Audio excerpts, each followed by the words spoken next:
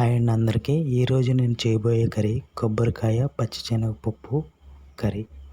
ముందుగా కొబ్బరి తురుము తీసుకుని పక్కన పెట్టుకోవాలండి. శనగపప్పు కూడా గంట సేపు నానబెట్టి పక్కన పెట్టుకోవాలండి.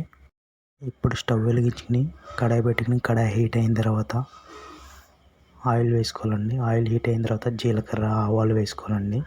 అలాగే ఇందులో ఒక ఉల్లిపాయ సన్నగా కట్ చేసుకుని ఉల్లిపాయ పచ్చిమిర్చి కరివేపాకు వేసుకోవాలండి.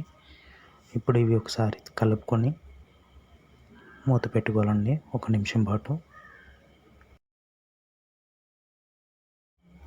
ఇప్పుడు ఈ ఉల్లిపాయలు వేగిన తర్వాత ఇందులో మనం ముందుగా నానబెట్టుకున్న శనగపప్పు వేసి కలుపుకోవాలండి.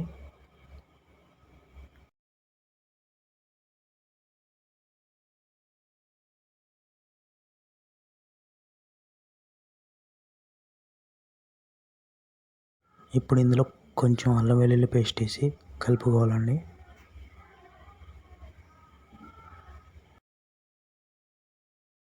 ఇప్పుడు ఇందులో కొబ్బరి తురుము యాడ్ చేసుకోవాలండి.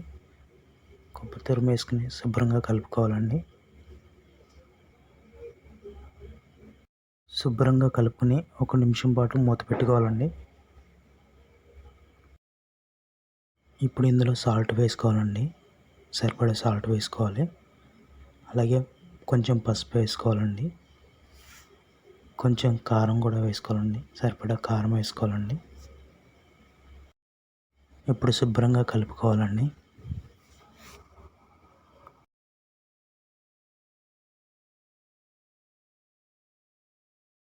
శుభ్రంగా కలుపునాక ఇప్పుడు కొంచెం ఇందులో హీట్ వాటర్ యాడ్ చేయాలండి.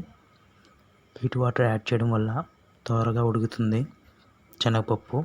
ఇప్పుడు మూత పెట్టుకోవాలండి. ఇందులో ఉన్న వాటర్ అంతా ఎగిరిపోయేంత వరకు ఉడికించుకుని స్టవ్ ఆఫ్ చేసుకోవాలండి. అంతేనండి, ఎంతో సింపుల్గా మసాలా లేకుండా కొబ్బరికాయ శనగపప్పు రెడీ.